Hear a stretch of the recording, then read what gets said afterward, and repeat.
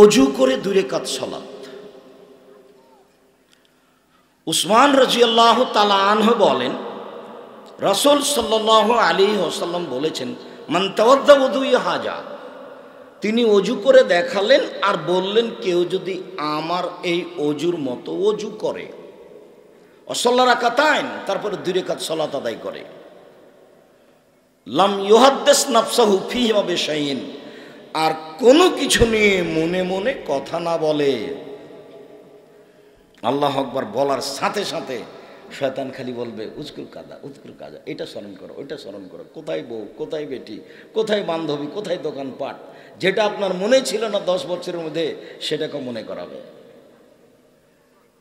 তাই রাসূল সাল্লাল্লাহু আলাইহি সাল্লাম বলছেন, 2 রাকাত সালাত আদায় করলো, মনে মনে কথা বলল না, কোনো বিষয়ে কথা বলল না, ওয়াজাবাত লাহুল জান্নাহ, তার জন্য জান্নাত জরুরি, তো যাবেই। হাদিস বুখারী মুসলিম। উকবা ইবনে আমির রাদিয়াল্লাহু তাআলা আনহু বলেন, রাসূল সাল্লাল্লাহু আলাইহি ওয়াসাল্লাম বলেছেন, মামিন মুসলিমিন, যে কোনো মুসলিম পুরুষ নারী, যে কোনো মুসলিম পুরুষ নারী, তাওয়াদ্দা ফাসানা উযুহু, অজু করলো, সুন্দর করে অজু করলো। অজুর আবার সুন্দর আছে, সব অঙ্গ 3 বার করে ধোয়ার নাম হলো সুন্দর অজু। ধোয়া জায়গায় পানি দিয়ে ধোয়ার নাম 2য় বার ধোয়া, ধোয়া জায়গায় পানি দিয়ে ধোয়ার নাম 3য় বার ধোয়া। একবার ভেজাতে 10 বারও পানি লাগতে পারে। 3 বার ধোয়া মানে 3 বার পানি দেওয়া নয়। 3 বার ধোয়া মানে প্রথমবারই সব ভিজে গেছে, তারপরে আবার পানি দিয়ে ভিজানো, তারপর আবার পানি দিয়ে ভিজানো, তার নাম হচ্ছে ইসবাগুল ওযু।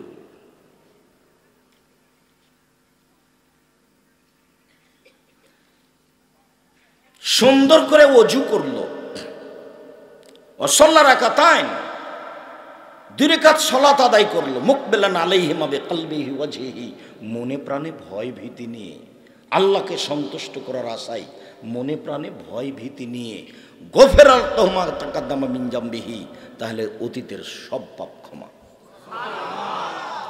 হাদিস তো বুখারী মুসলিম। সুন্দর করে অজুর কথা বলতে গিয়ে একটা হাদিস মাথায় বারবার ধাক্কা খাচ্ছিল, ওটা একটু বলি। আব্দুল্লাহ ইবনে আব্বাস রাদিয়াল্লাহু তাআলা আনহু বলেন, রাসূল সাল্লাল্লাহু আলাইহি ওয়াসাল্লাম বললেন, আল্লাহ তাআলা বলেন, মানে হাদিসে কুদসি, আল্লাহ তাআলা বলেন, হাল তাদরি ইয়া মুহাম্মদ ফিমা ইয়াকতাসিমুল মালাউল আলা, মুহাম্মদ আপনি কি বলতে পারেন উপরে কি নিয়ে হইচই হচ্ছে? মুহাম্মদ আপনি কি বলতে পারেন উপরে কি নিয়ে হইচই হচ্ছে? আলা না, আল্লাহ রাসূল বলেন, হ্যাঁ আমি বলতে পারি, উপরে কি নিয়ে হচ্ছে হইচইটা আমি বলতে পারি। ফিল কাফারাত, মানুষের পাপ মিটে যাবে কিসে, এই নিয়ে হইচই হচ্ছে। কি করলে মানুষের পাপ মিটে যাবে, এইগুলো ফেরেশতাগণ বলা বলি করছেন, তারই হইচই হচ্ছে। তখন বলা হচ্ছে আল কাফারাত আল মাকসু ফিল মাসাজিদ বাদা সালাওয়াত, এক, সালাতের পরে মসজিদে বসে বসে তাসবিহ তাহলিল করা। আপনাকে আমি দেখেছি একবারে জুমার দিন সালাম ফিরার সাথে সাথে লাফ দিয়ে উঠেছেন। কতদিন আপনাকে ঠেকালাম আর আপনি বললেন যে আব্দুর রাজ্জাক এসে আমাকে ধমকালেন। আপনাকে আমি ধমকাইনি, আপনি ওইভাবে উঠেন কেন? ওটি কি? আপনি এসেছি, আমি এখানে কথা বলছি, আপনি দোকানপাটে কথা বলছেন কেন? অসম্ভব, এরকম সুযোগ নেই। 32 বছর আমি কোনোদিনও অপ্রয়োজনীয় কথা বলিনি। আপনি কোন সহজে দোকানে বসে থাকেন ওখানে? এটা গ্রহণ করতেই পারি না, এটা অসম্ভব। আপনাকে আমার এখানে আসতে হবে, আমি বাধ্য নই। কোনোদিন এই দীর্ঘ 32 বছরে কোনোদিন কোনো সভাপতি, কোনো সেক্রেটারি, কোনো ব্যক্তি, কোনো জজ, কোনো ব্যারিস্টার, কোনো মন্ত্রী, কোনো সভাপতিকে হিসাব করে আমাকে কথা বলা লাগেনি। এরকম সুযোগ, এরকম পজিশন আল্লাহ আমার কাছে নিয়ে আসেননি কোনোদিন। কোনোদিন আমাকে পিছিয়ে হটা লাগে না। কোনো কাজ আমার পরিকল্পনা নিয়ে নেই, এমনিতে অটোমেটিক হয়। আপনি যান জামিয়া সালাফি রূপগঞ্জ নারায়ণগঞ্জ দেখে আসেন, 51 বিঘা জমির ওপরে। আপনি ভাবতে পারবেন না এটা হয় কি করে, আমিও ভাবতে পারি না। যেখানে 200 শতক জমির উপরে মসজিদ নির্মাণ হতে যাচ্ছে, খালি মসজিদের জন্য 200 শতক জমি। কোনো হিসাব নেই। এমনিতেই যান আপনি রাজশাহী, 26 বিঘা জমির উপরে প্রতিষ্ঠান। একদিক থেকে আর একদিক দেখলে কেমন কেমন লাগে, ওই যে প্রাচীর দেখা যাচ্ছে। 90% জমির উপরে মসজিদ, 3 তলার কাজ শেষ হচ্ছে, যার একতলাতে 3000 মানুষ একসাথে সালাত আদায় করতে পারে। যান আপনি তেঘরা, বিরল, দিনাজপুর, 18 বিঘা জমির উপরে প্রতিষ্ঠান, যার 2 তলা হচ্ছে। কিভাবে আমি নিজেও জানি না। আপনাকে আমি এই বিষয়ে দোয়া করতে বলেছি, দান পরে। আপনি এলাকার মানুষ, খিলগাঁওনা কি যেন বলছে, আপনি দান করলেও জামিয়া সালেহা চলবে, না করলেও চলবে। মাসে 32 লক্ষ টাকা লাগে। বলুন তো আপনি কত টাকা দিয়েছেন? 32 লক্ষ মাসে বেতন। বিদেশি শিক্ষক যারা, বিদেশি শিক্ষক আছেন জামিয়া সালাফিয়ায়, যার পিছনে বেতন সহ, থাকা খাওয়া সহ, বাবুর্চি সহ প্রায় 80,000 করে খরচ আছে। ওদের 10 জন শিক্ষকের থাকা খাওয়া ভিন্ন, ওরা অন্য অন্য শিক্ষকের সাথে খায় না, থাকে না। ওদের বাবুর্চি ভিন্ন, ওদের খানাই ভিন্ন। আমার মনে বড় স্বাদ, আমি এই দেশের মাটিতে উন্নত মানের প্রতিষ্ঠান গড়বই গড়ব ইনশাআল্লাহ, যেখানে ছেলে মেয়ে বাংলা, ইংরেজি, আরবি উন্নত মানের শিক্ষা অর্জন করে জাতির অন্যায়ের বিরুদ্ধে লড়বে মুখে কলমে মিডিয়ায়। ইনশাআল্লাহ আমি এই কাজে বাস্তবায়ন হবই ইনশাআল্লাহ। সম্মানিত দিনী ভাই বোন, রাসূল সাল্লাল্লাহু আলাইহি ওয়াসাল্লাম বলছেন, আল্লাহ তাআলা বলেন, বলতে পারেন আপনি উপরে কি নিয়ে হইচই হচ্ছে? জি বলতে পারি। মানুষের পাপ মিটে যাবে কি নিয়ে? তা নিয়ে হইচই হচ্ছে। মানুষের পাপ মিটে যাবে সালাত আদায় করার পরে মসজিদে বসে বসে জিকির আজকার করলে, সালাম ফিরার পর পরে আপনি লাফ দিয়ে ওঠেন। এই তো আপনার স্বভাব। এত তাড়াহুড়া কেন? এখন কেন আপনি দোকানে বসে চা খাচ্ছেন? এইটা কি? এটা কোন স্বভাব? বুঝেও বুঝে না ওরা অন্তর আছে, বুঝে না। দেখেও দেখে না ওরা চক্ষু আছে, দেখে না। শুনেও শুনে না ওরা কান আছে, শোনে না। উলাইকা কালানাম, তারা পশু প্রাণীর মতো, তারা গরু ছাগলের মতো, তারা কুকুর স্ত্রীর মতো। বালহুম আদাল, বরং তার চেয়ে খারাপ। নিজেকে পশু প্রাণী মনে করবেন না, মানুষ মনে করবেন। কথার দাম দিবেন, প্রয়োজন আছে। শ্বাস বন্ধ হয়ে গেলে হিসাব নিকাশ শুরু হবে। 2, অল মাসু আলাল আকদামিল আল মাসাজিদ, পায়ে হেঁটে মসজিদে গেলে ওদের পাপ ক্ষমা হয়ে যাবে, এই নিয়ে হইচই হচ্ছে। 3, ইসবাগুল ওযু আলাল মাকারে, এটা হলো কথা। কষ্টের সময় ভালো করে ওযু করলে ওদের সব পাপ ক্ষমা হয়ে যাবে, এই নিয়ে হইচই হচ্ছে।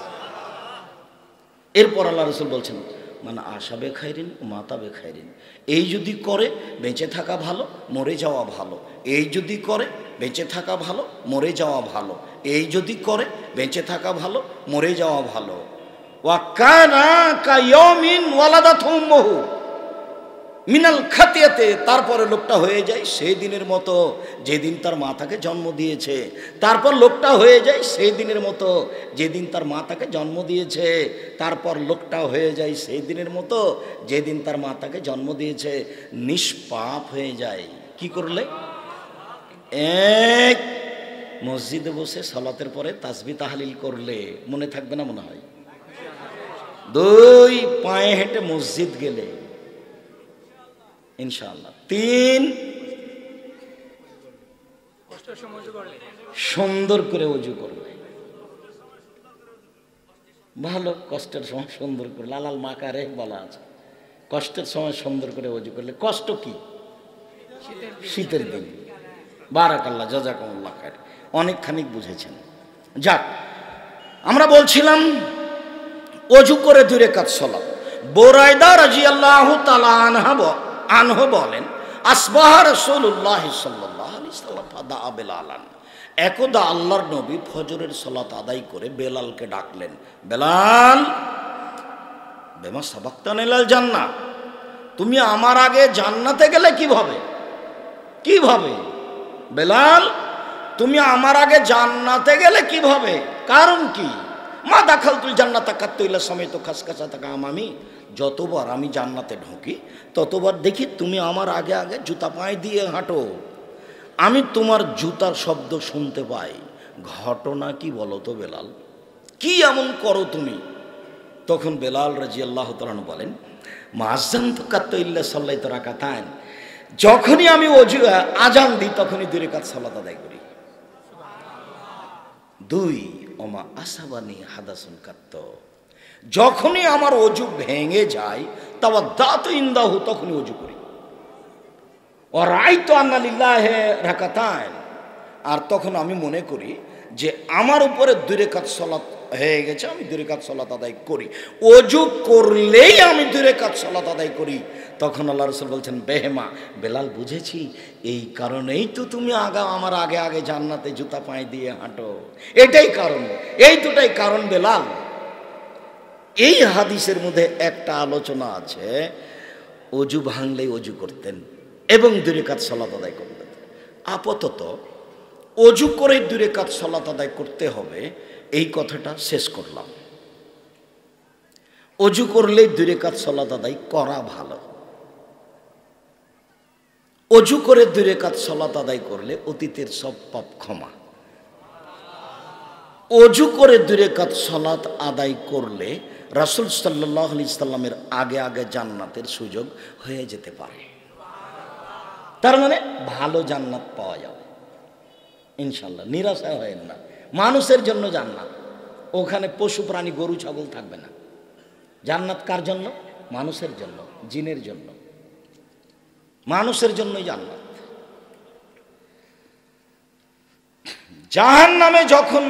জাহান্নাম যখন মানুষ দিয়ে পূর্ণ হবে না, তখন আল্লাহ পা ঢুকিয়ে দিবেন জাহান্নাম দিয়ে, বলবেন যে এখন পূর্ণ হয়ে গেছে, পূর্ণ হয়ে গেছে, পূর্ণ হয়ে গেছে। আর জান্নাত যখন মানুষ দিয়ে পূর্ণ হবে না, তখন মানুষ আবার বানাবেন, ওই সময়ে বানিয়ে ওদের জান্নাতে দিয়ে দেবেন।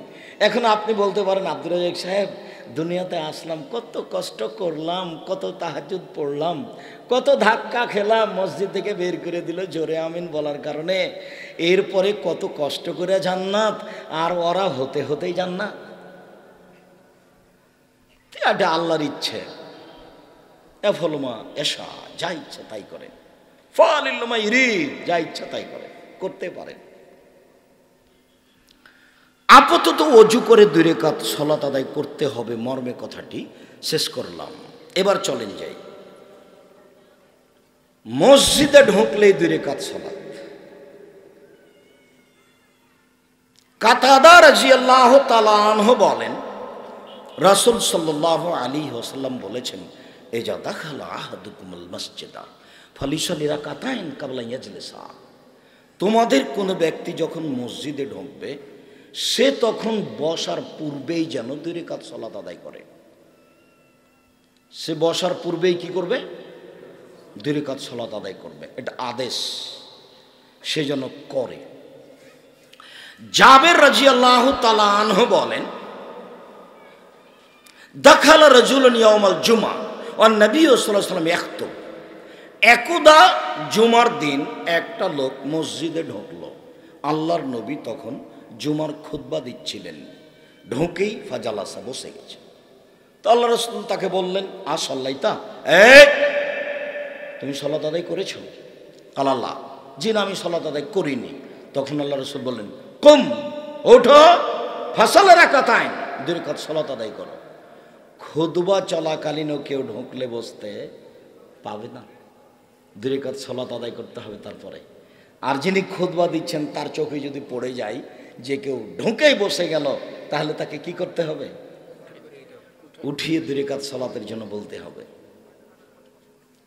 ইমাম খতিব মুক্তাদির সাথে কথা বলতে পারেন, মুক্তাদিও ইমামের সাথে কথা বলতে পারেন। প্রমাণ ওই যে বুঝতে পারছেন না, ওই যে একজন পল্লীর বেদুইন অশিক্ষিত মানুষ জুমার দিন আল্লাহ রাসূল খুতবা দিচ্ছিলেন, এসে বলতে লাগলেন, আল্লাহর নবী, হালাকাতুল ইয়াল হালাকাতুল মাসিয়া, অনাবৃষ্টির কারণে পশু প্রাণী মারা গেল, বাড়িঘর সব নষ্ট হয়ে গেল, একটু দোয়া করেন। আল্লাহ রাসূল হাত তুলে দোয়া করলেন, সাহাবীগণ দোয়া করলেন, এই যে বৃষ্টি হতে লাগলো, তো পরের দিন আবার ওই একটাই লোক বা অন্য লোক এসে বলছে, আল্লাহর নবী, বৃষ্টির কারণে রাস্তাঘাট বিচ্ছিন্ন হয়ে গেল, বাড়িঘর ভেঙে গেল, আপনি একটু বৃষ্টি বন্ধের জন্য দোয়া করেন। তখন আল্লাহ রসুল পরের জুমাতে আবার হাত তুলে দোয়া করলেন, আল্লাহুম্মা হাওয়ালাইনা ওয়ালা আলাইনা, আল্লাহুম্মা আলাল আকামে ওযেরাবে বদরিলাও দিয়েতে ওমানাবাতি সাজারাতে, আল্লাহ পার্শ্ববর্তী এলাকায় বৃষ্টি দাও, আমাদের উপরে নয়। আল্লাহ তুমি ঘন বৃষ্টিতে, ঘন বৃক্ষে, ঘন গাছে বৃষ্টি দাও, পাহাড়ে বৃষ্টি দাও, উপত্যকায় বৃষ্টি দাও, অনাবাদ জমিতে বৃষ্টি দাও, আমাদের উপরে দিও না। তারপর তখন বৃষ্টি বন্ধ হয়ে গেল। এই দেখেন মুক্তাদি ইমামের সাথে কথা বলছেন, হাদিস বুখারী মুসলিম। এদেশে একটা বই পাওয়া যায়, আইনে রাসূল সাল্লাল্লাহু আলাইহি ওয়াসাল্লাম দোয়া অধ্যায়, আপনার জন্য লিখেছিলাম, আমি জানি না আপনি পড়েন কি না। ওতে 24টা স্থান আছে হাত তুলে দোয়া করার, 42টা হাদিস দেওয়া আছে হাত তুলে দোয়া করার। তার একটা আছে হাত তুলে দোয়া করলে আল্লাহ খালি হাত ফিরিয়ে দিতে লজ্জা পায়, হাত তুলে দোয়া করা উচিত। মানুষের জীবনে একটা গুরুত্বপূর্ণ ইবাদত হাত তুলে দোয়া করা।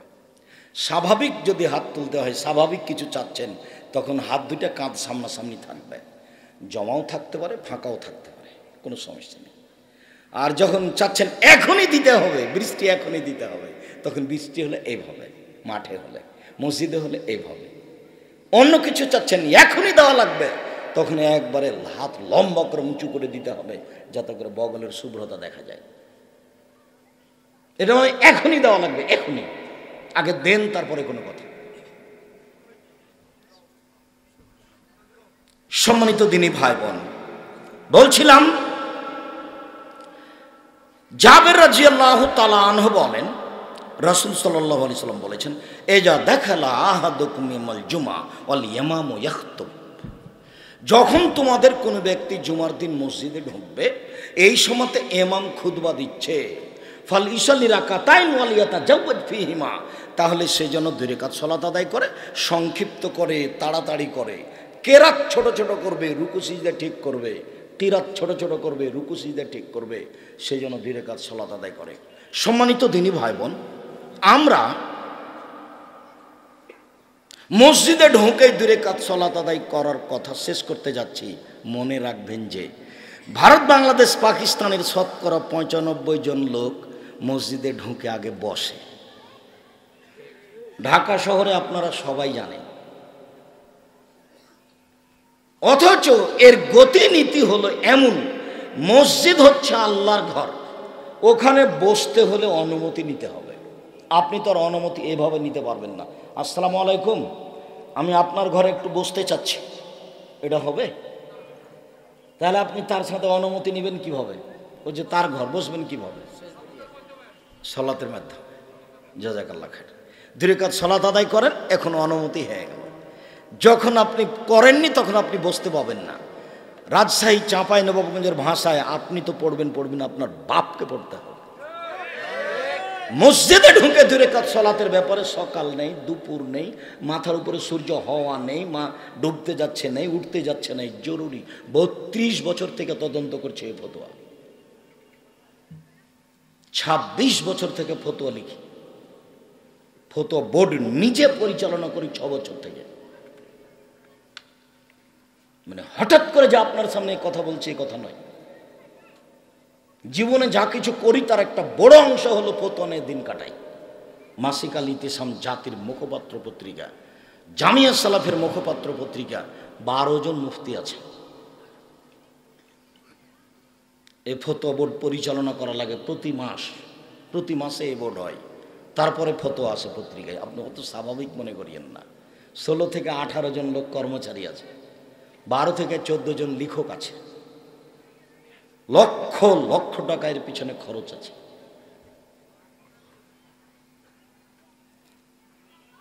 যেভাবে বলেছি সেভাবে চেষ্টা চালিয়ে যাচ্ছি, তবে আমি মানুষ, ভুলের ঊর্ধ্বে নই। বলেছি জাতির অন্যায়ের বিরুদ্ধে লড়বো মুখে কলমে, মিডিয়ায়, মুখে বলছি, মিডিয়ায় যে চোখের সামনে। এমন একদিন ছিল এই মিডিয়াওয়ালা আমার সামনে দাঁড়াতে পারতো না, এই সুযোগ ছিল না, কিন্তু দেখছি মিডিয়ায় মানুষ অনেক উপকৃত হয়। যেখানে যাব দেশে বিদেশে, বিমানবন্দর থেকে নামলে বা বিমানে উঠলে দেখবেন যে মানুষ খালি ছুটে চলে আসছে, বেশিরভাগ মানুষ খালি ছবি উঠাবে এই জন্য তো ছুটে আসে। দেখলে সব মিডিয়া মাধ্যম, কলম দিনরাত যা আপনি দেখছেন যেসব পুস্তক লেখা হয়, আর এমনি মিডিয়া আছে অনলাইন, আল ইতেশাম টিভি। আমি চেষ্টা চালাচ্ছি, মানুষ হিসাবে ভুল থাকতে পারে, ভুল থাকাই স্বাভাবিক, তবে যেন না হয় তার চেষ্টা চালাই। সম্মানিত দিনী ভাই বোন, আপাতত মসজিদে ঢুকে 2 রাকাত সালাত আদায়ের কথা শেষ করলাম। সালাতুল ইশরাক, সূর্য ওঠার সাথে সাথে 2 রাকাত সালাত। এই ছেলে, শুধুমাত্র চলাচল করবে তোমরাই যারা দেখাশোনা করছো। যারা দিনী বোন মহিলারা আছেন আপনারা কথা বলবেন না। আপনি বক্তব্য শোনার জন্য এসেছেন, আপনাকে আমি কষ্ট দিতে চাইনি। নিজের ভদ্রতা বজায় রেখে আপনি নিজেকে সংবরণশীল করে বসে থাকেন। আর একজন আপনার গায়ের উপরে দিয়ে চলে গেল, আপনি তাকে কিছু বলবেন না, এমনভাবে চুপচাপ বসে থাকবেন পাখি যেন মনে করে আপনি পাথর। আপনার জন্য আমি এসেছি। আপনাকে আমি যতই কষ্ট দিয়ে কথা বলি, আপনাকে আমি অপমান করতে চাইনি। আর আমি যে কথা বলেছি এটাকে আপনি কষ্ট মনে করবেন না। আপনি এটা মনে করবেন কেন? আব্দুল্লাহ ইবনে মাসউদ রাদিয়াল্লাহু তাআলা আনহু বলেন, রাসূল সাল্লাল্লাহু আলাইহি সাল্লাম বলেছেন, ইন্নাল মারাতা তুকবিলু ফি সূরাতি শায়তান ওয়া তুদবিরু ফি সূরাতি শায়তান। মহিলারা শয়তানের বেশ ধরে আসে, শয়তানের বেশ ধরে যায়। আমি আরবি থেকে অনুবাদ করছি, মুহাম্মদ সাল্লাল্লাহু আলাইহি সাল্লামের পবিত্র মুখের কথা এটা। তাহলে কি আল্লাহর নবী এই কথা আয়েশাকে বললেন? তাহলে কি আল্লাহর নবী এই কথা খাদিজাকে বললেন রাদিয়াল্লাহু তাআলা? তাহলে কি আল্লাহর নবী এই কথা মারিয়ামকে বললেন? তাহলে কি এই কথা আল্লাহর নবী আপনার একজন পরহেজগার স্ত্রী তাকে বললেন? জি না। রাসূল সাল্লাল্লাহু আলাইহি সাল্লাম বলছেন, মা তারাক্তু বাদি ফিতনাতান আজারাল রিজালা মিনান নিসায়ে। আমার জীবনে আমি ছাড়িনি কোনো বস্তু যেটা পুরুষের জন্য বেশি বিপজ্জনক হতে পারে নারীদের চেয়ে। আমার জীবনে আমি ছাড়িনি কোনো বস্তু যেটা পুরুষের জন্য বেশি বিপজ্জনক হতে পারে নারীদের চেয়ে। আমার জীবনে আমি ছাড়িনি কোনো বস্তু যেটা পুরুষের জন্য বেশি বিপজ্জনক হতে পারে নারীদের চেয়ে। হাদিস বুখারী মুসলিম।